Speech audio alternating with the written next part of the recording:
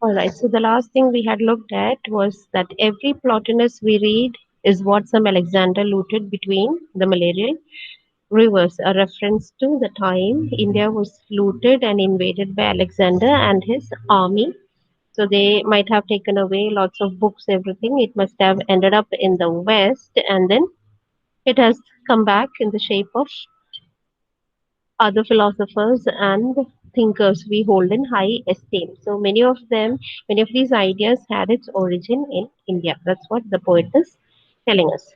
Now, another funny thing, a beggar once came with a violin to croak out a prostitute song that our voiceless cook sang all the time in our backyard. So, other example is once what happened, a beggar came. He came with a violin singing some prostitute song, as in just a reference to all kinds of bawdy songs, bawdy as in indecent, we don't know, that not that very nice and honorable kind of a song, and he's croaking it out. Croaking it out is he was sounding like a frog, not not very pleasant, so not a gifted singer, so he's croaking out this kind of a bawdy song.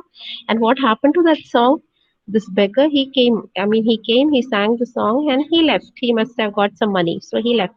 But after that, what happened to the song? The song was taken up by the voiceless cook who sang all the time in our backyard. So look at the irony and look at the fun that is here.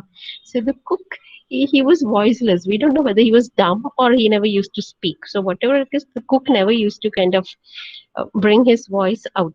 So the voiceless cook, he took up the song and he was singing and humming this horrible song all the time in the backyard. So they had to listen to that. So the song came into the house, but it did not go out.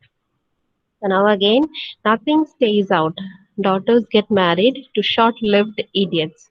Sons who run away come back in grandchildren who recite Sanskrit to approving old men, or bring betel nuts for visiting uncles who keep them gaping with anecdotes of unseen fathers, or to bring Ganges water in a copper pot for the last of the dying ancestors' rattle in the throat. So again, the same thing being repeated, that nothing stays out. So the list continues.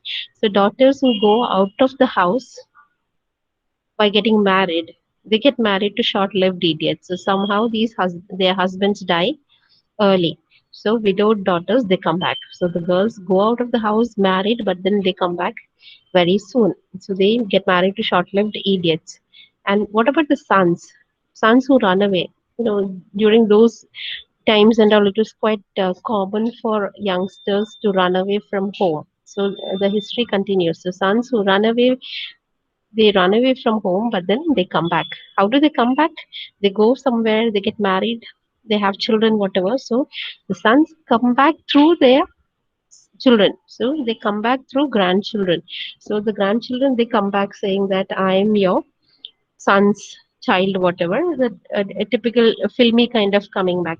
So these grandchildren, they come back, and what do? They become a part of the family. They recite Sanskrit to approving old men. So old men would be sitting there, and these children would be reciting Sanskrit slogas. So carrying on the tradition, again a reference to the kind of cultural transmission that is happening in these houses. So children, they recite Sanskrit slokas, and their old grandfathers, they'd be sitting and approving of it. They'll be very happy. So maybe they would have been unhappy with their sons who had run away, but then now they feel very happy seeing the grandchildren who are so sanskari, as in reciting Sanskrit and being so cultured and refined. So that's one group of coming back, and the other one is these, either these sons, they would come back directly or indirectly. Indirectly is in the form of grandchildren, and directly those who come, they bring betel nuts for visiting uncles who keep them gaping with anecdotes of unseen fathers. So these young ones, what do? They bring betel nuts. They bring betel nuts, that is areca nut, that pan supari that you eat. So these uncles, they keep visiting the house, and they tell these young boys, these young children, stories of unseen fathers. So the fathers who have not come back, but then the children have come back. So they don't know their fathers that well. So maybe they are dead or gone, or we don't know. So these young children have come back. So their uncles, what do? Their uncles would be telling anecdotes as in very interesting stories about their unseen fathers. So you have maybe a reference to all those fathers who went and joined the army, running away from home, and then they got killed in the battle. Meanwhile, they would have even got married and had children, and later the children, along with their mothers, they would come back to the house. That's how these children coming, they're coming back. So you have, when once they come back, they become a part of the family, learning Sanskrit shlokas, reciting them for their grandfathers, and then again they'll be coming with beetles for all these uncles. And these uncles, what do when they come visiting? They tell them about their father, stories about their father, or what these children again they come back, they bring, when they come back, what happens, they bring Ganges water, that is water from the Ganga, in a copper pot for the last of the dying ancestors. Rattle in the throat, rattle is that disturbance, what do you call that, kitch kitch in the throat, right? So when people are very old and they're dying, they ask for water, the last sip of water. So for that, in Hindu families and all, it's supposed to be holy to give water from one of these great holy rivers.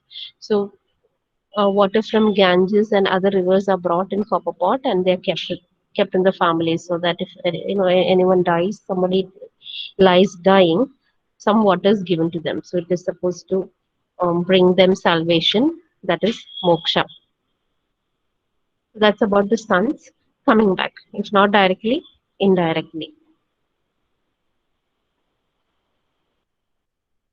And though many times from everywhere, recently only twice, once in a 1943, once in 1943, from as far as the Sahara, half gnawed by desert foxes, and lately from somewhere in the north, a nephew with stripes on his shoulder was called an incident on the border and was brought back in plane and train and military truck even before the telegrams reached on a perfectly good chatty afternoon. Now we have a direct reference to the war. So the sons who had gone and joined the army. So, and though many times from everywhere. So from everywhere these sons keep coming back. Recently only twice. Only twice these sons came back. Directly they came back. But then they came back as dead bodies. So the once in 1943. So one son came back in 1943. Where did he come back? From as far as the Sahara. So please remember the date 1943, a reference to colonial India. World War was going on. During that time, many Indians were conscripted as soldiers for all the battles that the British fought all over the world. All right. So like that, most of these what do you call people, the sons who had gone, they would come back. So this is this reference to one son who came back as far as the Sahara. Sahara is in Africa. So he must have been sent there. So he was sent there and he came back. How did he come back? He was half gnawed by desert foxes. Half gnawed as in half eaten by desert foxes. So his body was half eaten by desert foxes. So it was in that shape he had come back. And lately from somewhere in the north. And other one, the other son, he came somewhere from the north. This was very recent. And who was this? A nephew with stripes on his shoulder. Stripes on his shoulder, as in all the golden medals and all that the soldiers wear. They called it stripes. So a nephew with stripes on his shoulder was called an incident on the border. So there was some incident on the border. So he was in the North India, guarding the border, a soldier there with all stripes, everything, all army decorations. What happened to him? He was brought back in plane and train and military truck. See, a long journey. So he was brought back, that is, his body was brought back in plane for some distance and then train and by military truck even before the telegrams reached. So the death was announced and it was communicated through a telegram. But during those days, it would take some time for even telegrams to reach its destination. So before the telegrams, the body reached home on a perfectly good chatty afternoon. Chatty afternoon, as in maybe the people were sitting and chatting on an afternoon, and in that afternoon came the body of this son, the soldier, who was killed in the border. All right, so that is small scale reflections on a great house by A.K. Ramanujan. So, on the surface, this is all about a house and about things and people who come in and never go out. But then, in reality, this is a post colonial take on whatever has happened in our country.